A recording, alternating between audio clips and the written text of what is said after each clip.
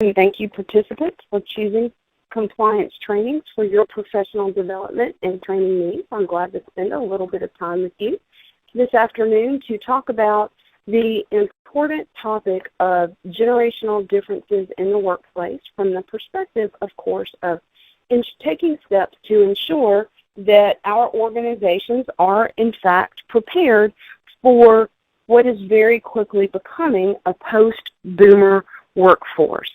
This is a time like no other time in history before, in terms of many aspects of society, but certainly the demographic changes that are impacting the workplace are quite significant. Some of those changes, those changes are not all related to generational differences, but quite a few are. In essence, and it's really important to internalize this knowledge that generational differences do represent a specific aspect of workplace diversity. And not everybody stops and thinks about the fact that generational differences do represent diversity, but they do. You know, when people think about diversity, they tend to focus on the aspects of individual differences that are types of things that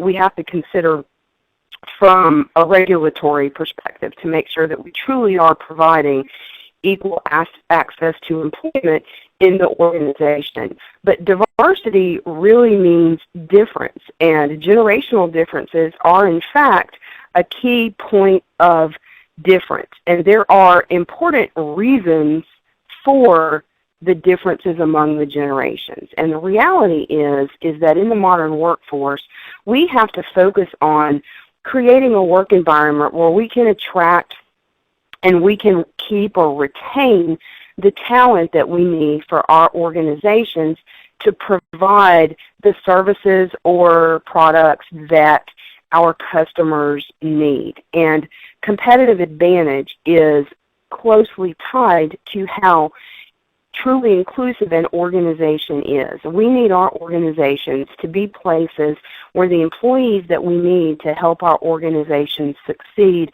are truly welcomed. And when I say truly welcomed, I mean welcomed for all that they are, not just one particular aspect of who they are. And the age that a person is, the generation to which a person belongs, has a lot to do with that person's behaviors. It has a lot to do with that person's perceptions of what an appropriate work environment is. It has a lot to do with that person's attitudes towards work. And there seems to be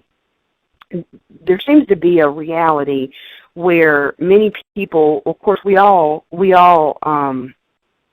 identify with our own generation, but from one generation to another, there seems to be this perspective, this belief, and let me say clearly, I'm not saying this is how it should be, it's just something that seems to be there, this perception that people have that their generation's way is the best way, the only way, and that people outside of their generation need to change who they are to be more like them. And that's not an appropriate response. It's not inclusive, and it's really not accurate. You know, we need to value people for the unique contributions that they bring to the work environment.